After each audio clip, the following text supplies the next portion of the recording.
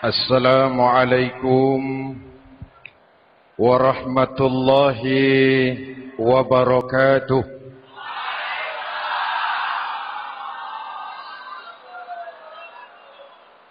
Alhamdulillahi rabbil alamin. Wassalatu wassalamu ala asyrafil mursalin Sayyidina wa maulana Muhammadin wa ala alihi wa sahbihi ajma'in, amma ba'du. Saudara-saudara kaum muslimin yang berbahagia, hadirin, kesempatan malam ini saya ingin cerita akhirat saja. Sudah pernah ke akhirat belum? Mau? Kalau mau saya daftar, besok berangkat. Salah satu rukun iman yang 6, percaya kepada adanya akhirat. Satu saat alam ini akan hancur sehancur-hancurnya. Bumi, gempa, gunung, meletus, air laut tumpah ke darat.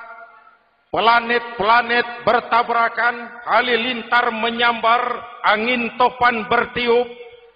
Semua yang bernama hidup, mati, itu kiamat. Lalu kita akan dibangkitkan di padang mahsyar, dibangkitkan dari kubur kita masing-masing.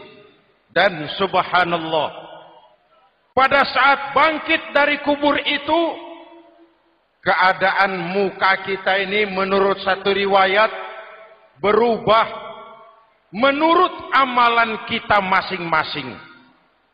Jangan heran nanti ada yang dibangkitkan dari kuburnya itu mukanya berubah jadi muka tikus.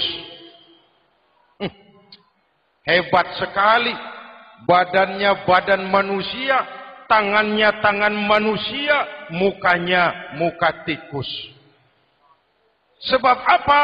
Sebab waktu di dunia amalannya amalan tikus. Apa amalan tikus itu? Suka menggeragoti barang yang disimpan rapi-rapi.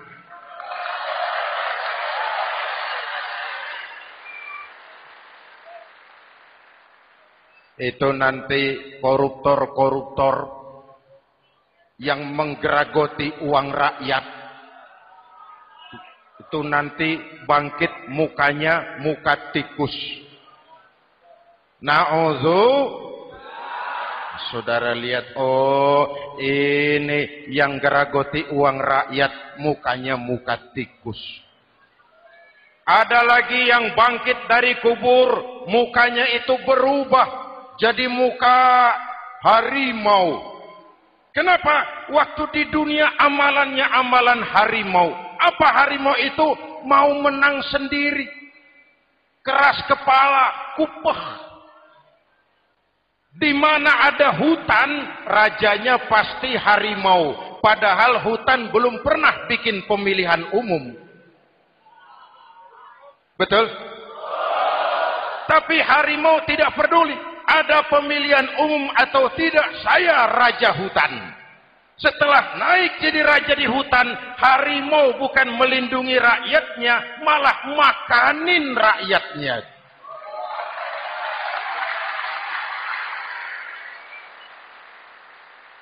Orang-orang yang mau benar sendiri. Ada lagi yang bangkit dari kubur gagah, mukanya muka ketek. Sebab apa? Waktu di dunia amalannya amalan ketek. Apa ketek itu? Rakus, serakah, tamak. Coba, ketek itu kasih pisang, dimakan. Berikan lagi, pegang. Berikan lagi, kakinya yang megang.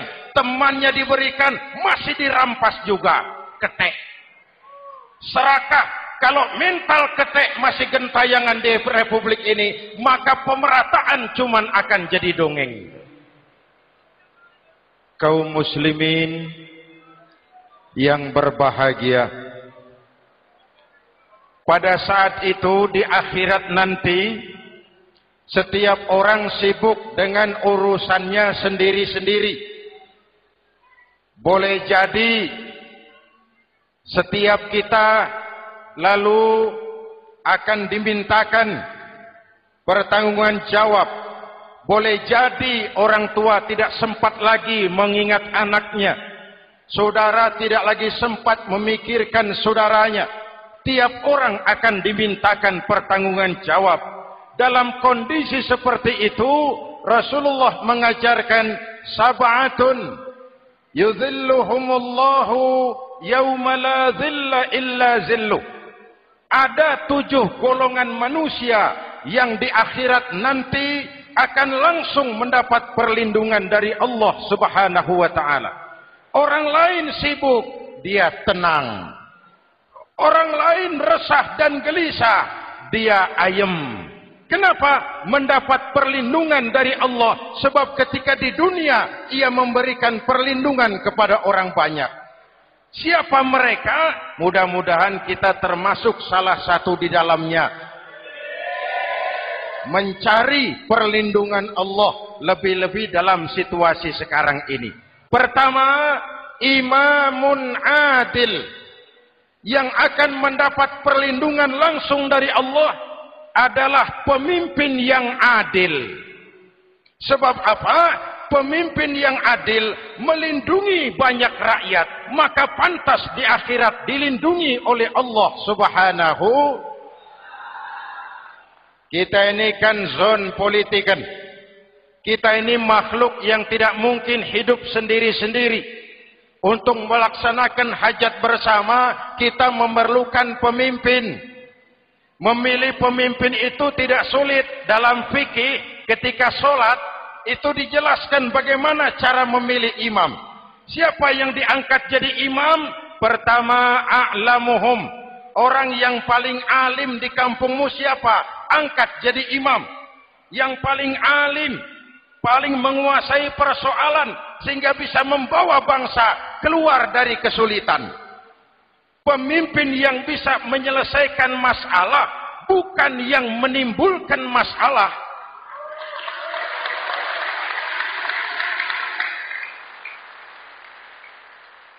Apalagi kalau pemimpinnya jadi masalah.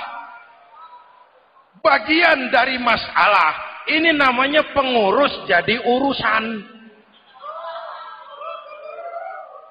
A'lamuhum. Pak, di kampung saya ada 2 orang. Alimnya sama. Yang mana yang jadi imam? Afsahuhum. Yang lebih fasih lidahnya. Yang paling pandai menyuarakan aspirasi rakyatnya. Punya sense of crisis. Yang satu alim tapi pelo. Yang satu alim tidak pelo. Yang tidak pelo jadi imam. Kenapa? Tidak sah orang fasih bermakmum kepada imam pelo. Pak, ini imam pelo, makmum pelo semua. Sah. Namanya kampung pelo. Aduh Pak, ini 2 orang alimnya sama, fasihnya sama. Yang mana yang jadi imam? Aktsaruhum sinnan, yang lebih tua umurnya, senioritas baru dihitung. Lahirnya bareng Pak. Yang mana yang jadi imam? Awaluhum hijratan, yang lebih dulu tinggal di situ, yang punya semangat nasionalisme yang tinggi, yang cinta kepada bangsa dan rakyatnya. Sudah ada imam, sudah, ayo azan. Apa azan itu? Proklamasi. Salat mau dimulai. Sudah azan? Sudah. Qobliyah 2 rakaat. Qobliyah. Apa qobliyah itu? Dulu ada namanya Panitia Persiapan Kemerdekaan Indonesia. Qobliyah. Sudah qobliyah? Sudah. Luruskan shaf. Atur barisan yang lurus. Rapatkan barisan. Apa ini? Bentuk pemerintahan yang kompak, bersih, berwibawa. Jangan sesama elit saling tawuran.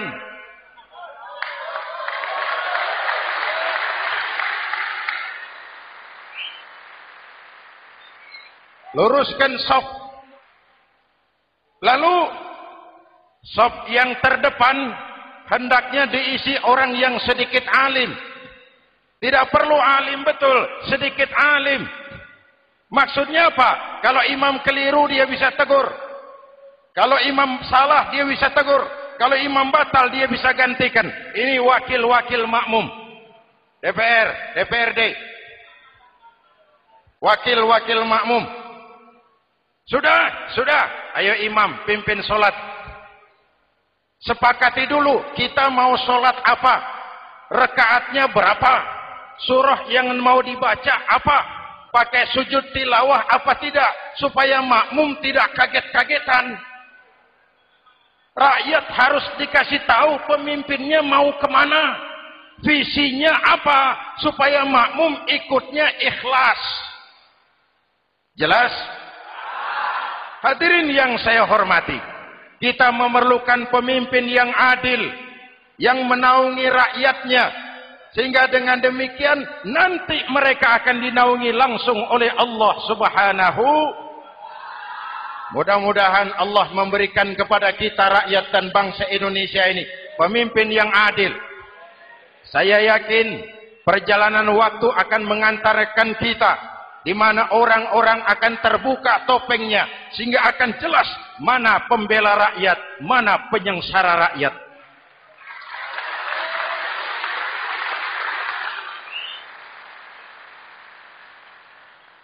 Lalu sebenarnya tiap kita ini kan pemimpin. Pak Lurah pemimpin di kelurahannya, Pak Camat pemimpin di kecamatannya, kepala suami pemimpin di rumah tangganya, anak muda pemimpin bagi dirinya. Dan setiap kita akan dimintakan pertanggungan jawab tentang apa yang kita pimpin. Marilah setiap kita berusaha menjadi pemimpin yang adil. Satu.